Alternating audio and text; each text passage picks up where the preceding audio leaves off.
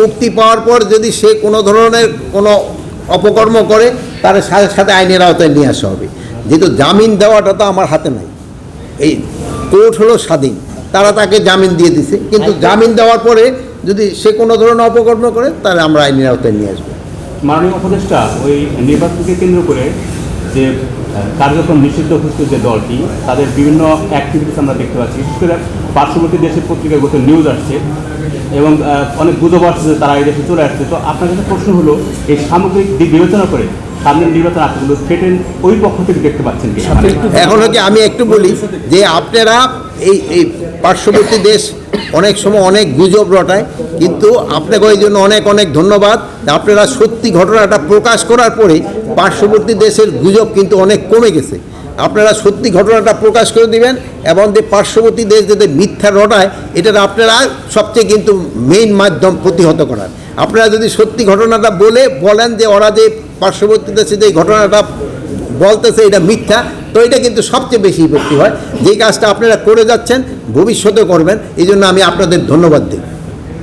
মাননীয় উপদেষ্টা, সামনে নির্বাচনকে কেন্দ্র করে রাজনৈতিক দল, বিশেষ করে আওয়ামী লীগকে নিয়ে আপনাদের কোনো নির্দেশনা আছে কি? তার পাশাপাশি এখন শোনো, কোনো দল নিয়ে আমাদের কোনো নির্দেশনা নেই। ইসের ক্ষেত্রে হলো, নির্বাচনের ক্ষেত্রে হলো কতগুলি ফ্যাক্টর আছে। যেমন একটা হলো মেইন ফ্যাক্টর হলো জনগণ যেসব নির্বাচনমুখী হয়ে যাবে সেই সময় অনেকেই চেষ্টা করলেও কিন্তু কিছু করতে পারবে না। তারপর হলো এই যারা নির্বাচনে অংশগ্রহণ করবে এই পার্টিগুলি, তাদেরও কিন্তু একটা বিরাট কাজ রয়ে গেছে এই আইন শৃঙ্খলা রক্ষা করার জন্য। তারপরে আমাদের রয়ে গেছে ইলেকশন কমিশন, তাদের একটা বড় ধরনের কাজ রয়ে গেছে। তারপরে আমাদের রয়ে গেছে প্রশাসনে যারা আছেন তাদের একটা বড় ধরনের কাজ রয়ে গেছে।